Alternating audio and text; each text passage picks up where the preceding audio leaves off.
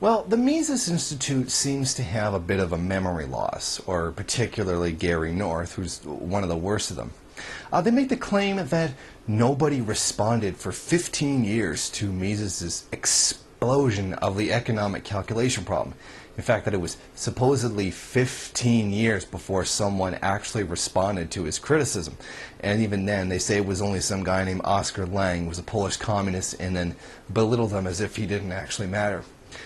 Now, here's the actual quote from Gary North's article.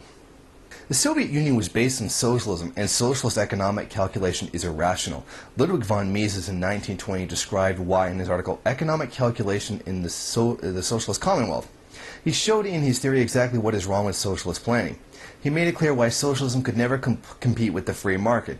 It had no capital goods markets, and therefore economic planners could not allocate capital according to capital's most important and most desired needs among the public. Mises's argument was not taken seriously by the academic community. Socialism was so popular by the 1920s among academics that they did not respond to Mises for over 15 years.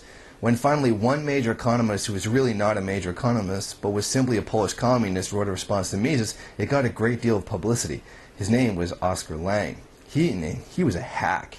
He taught at the University of Chicago. He had no theory of economics. So the only major supposed academic refutation of Mises was made by a hack who switched sides to communism when he got a better offer. Yet he was heralded as a brilliant economist because he had supposedly refuted Mises. Well, yes, socialism was very popular, as opposed to Austrian economics, which was not recognized and to this day is not recognized as a real school of economic thought because it's completely ridiculous. Now, here's a bit of a problem with that quote. Here's a ton of works that were written by that time by major economists from good sources that actually refuted Mises that apparently Gary North completely forgot about.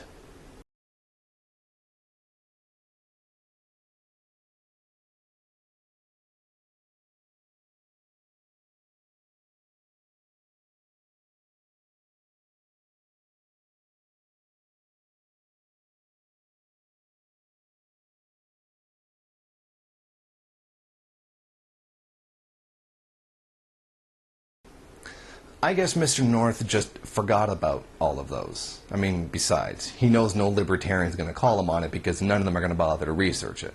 I mean, it just goes to show further what an intellectually and academically dishonest field of economic ideology Austrianism is, and how dishonest libertarians actually are.